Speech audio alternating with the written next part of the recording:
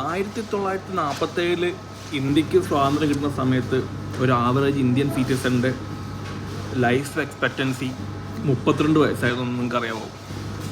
എന്നാൽ അതേ സമയത്ത് നമുക്ക് സ്വാതന്ത്ര്യം നേടിത്തരാൻ വേണ്ടി മുമ്പിൽ നിന്ന് പ്രവർത്തിച്ച വിവരം വിദ്യാഭ്യാസമുള്ള ഗാന്ധിജി മരിച്ചത് 70+ലായിരുന്നു. അതും വെടികൊണ്ട് മരിച്ചതായിരുന്നു. കുറച്ചാളുടെ പുള്ളി ഇരുന്നേനെ.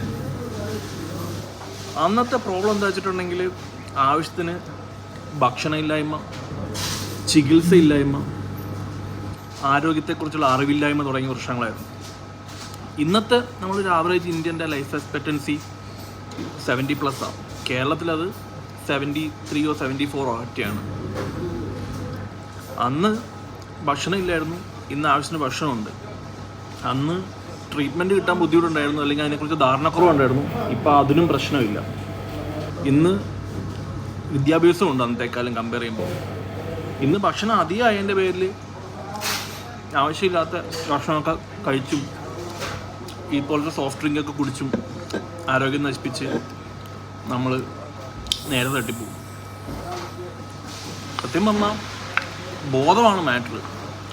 അന്ന് ബോധം ഉണ്ടായിരുന്ന, അവയർനെസ് ഉണ്ടായിരുന്ന, ആക്സസിബിലിറ്റി ഉണ്ടായിരുന്ന ഗാന്ധി കുറേ നാൾ ജീവിച്ചു.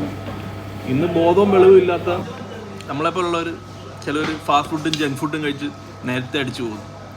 എല്ലാം ഉണ്ടെങ്കിലും ചിലർക്ക് പറ്റത്തില്ല, ചിലർക്ക് മരിച്ചേ പറ്റത്തുള്ളൂ, അല്ലേ?